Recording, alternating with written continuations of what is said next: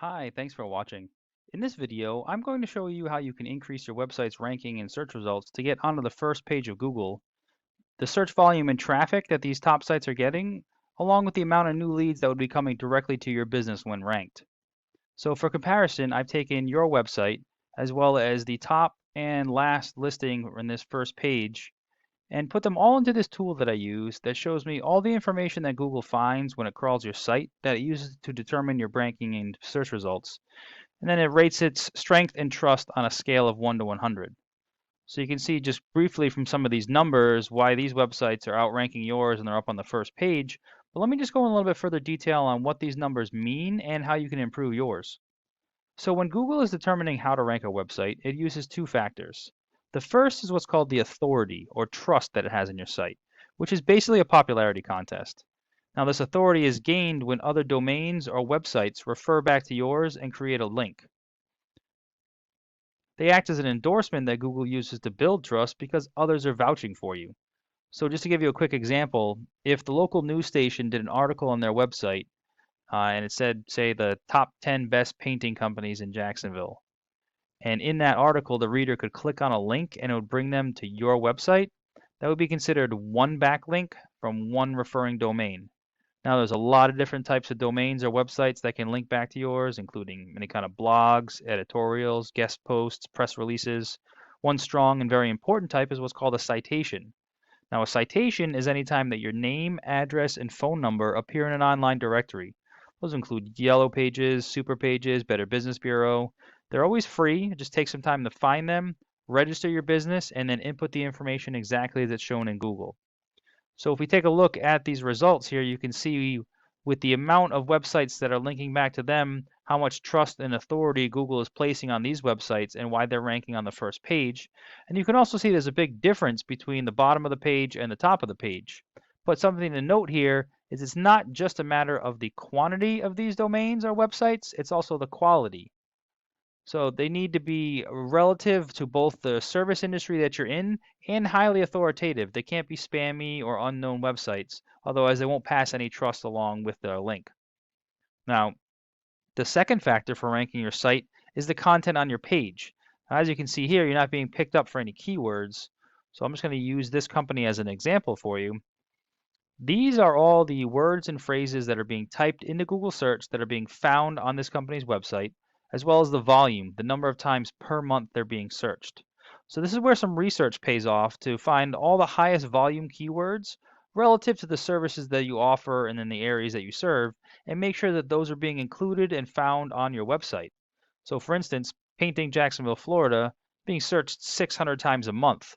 If you were on the first page with a website that's ranked, those 600 people would be seeing your website. Now, we're very conservative, and Google Analytics estimates about 10% of total search volume becomes a lead for the business, whether through a call or a form submit, email. So up to 60 people a month would be seeing your website and giving you a call. Now, depending on what the conversion rate is and close rate is for your particular business, and then obviously the profit margin varies from job to job, but you can see how the sheer volume of leads coming in every month can definitely add to some revenue at the end of the year. And that's just for one keyword phrase. We then repeat that same process for all the highest volume keywords, making sure that they're all added on your page. So that way you're getting all that search volume. Now, there is a formula that Google uses to find these keywords on your site. So if we go over here and take a look, the things that I do like here is that it is what we call mobile optimized, meaning it's click to call. So when somebody's searching on a mobile device, they can just click on that. It'll automatically put the phone number in for them. It's great nowadays.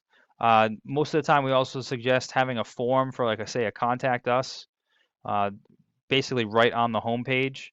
So that way, the same thing, whether if they want to call you or maybe they just want to email you, get some information, it's all literally right at their fingertips. They don't have to go find it and navigate it. However, the problem that I'm having is there just isn't a lot of content on the page. And the reason that's an issue is because Google is a computer. It doesn't care what the layout looks like. It's just going to come in and count all the words and text on the page. Now, it's generally looking for a minimum of about 1,500 words because it assumes that the more information you have on the page, the more of an expert you are, and then the more likely it is to recommend you. Now, while it's counting these words, it's also searching for those keywords. So any of the services that you offer and any locations. Now, this is where the number of words on the page really comes into play because you're only allowed to have one of these keywords for every 150 words of text on the page.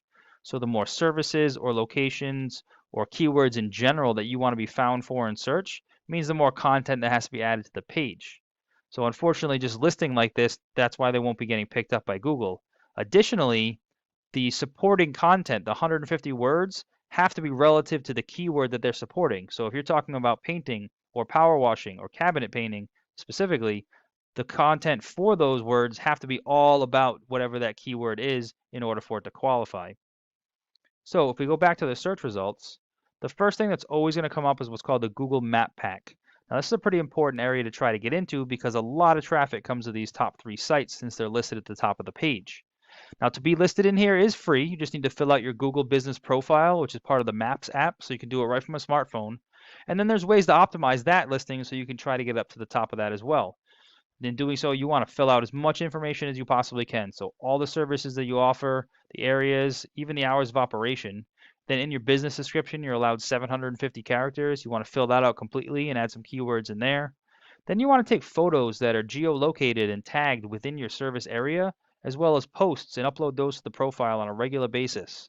Try to collect as many reviews as you can, and then you want to get as many of those citations, your name, address, and phone number. You want to be listed in more directories than anybody else on this list. Then underneath that, this is what we call the organic search results. This is where the more authority or trust that Google has in your site, the higher up in the list you're going to rank. So this is where getting more of those links or referrals from other websites will help you climb and outrank the competition. Then, once your website is ranked, you'll be getting all that search volume and all those leads coming directly to your business. So I hope this information was helpful and it shows you how you can scale some of your online presence to attract new clients. But please feel free to reach out if you have any questions or if you'd like to go into any further details. We could talk about some of your goals and I can do some research on my end to find out what it would take for you to reach those. And I always appreciate getting feedback as well, just to find out if information like this was useful for you. So please let me know what you thought. I appreciate your time and look forward to hearing from you.